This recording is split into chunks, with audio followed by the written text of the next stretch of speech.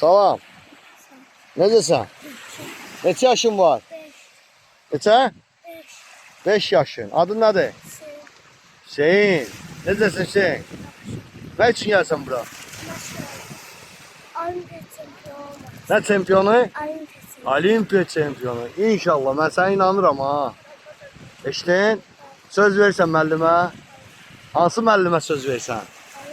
Ha? Almalı. Alı müəllimə. Yaxşı oldu. Uğurlar. Qaç.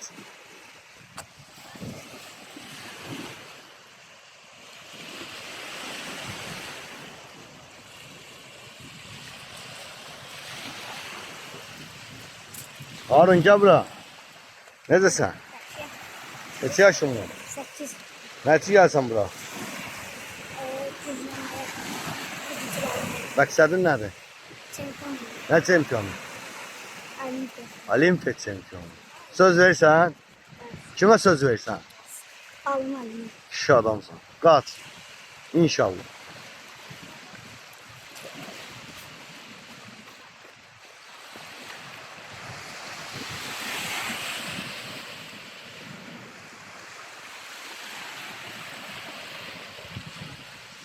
Neredesin Ali?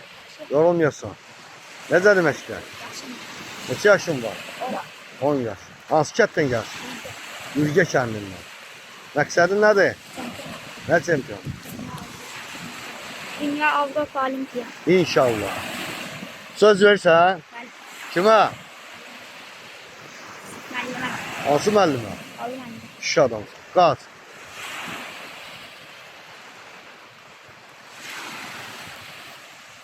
Necəsən? Neçə yaşın var?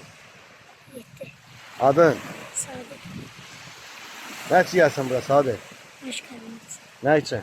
Çempiyon olmuş. Nə çempionu? Avrupa. Sonra?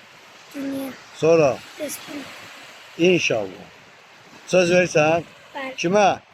Müəllimə. Hansı müəllimə? Almalı. Kişi adam. Getdin. Mehdi gəl bura. Əhməd Ali gəl. İkiz də. Necəsin? Məşqlər necə gedir? Yaxşıdır. Neçə yaşın var? 7. Sənin? 8. Nə üçün gəlsin bura? Çempiyon olmuş. Ha? İdman. Nə üçün idman edirsin? Nə çempionu Mehdi? Avrupa. Sonra? Dünya. Sonra? Olimpiya. İnşallah. Sən? Respublika. Sonra?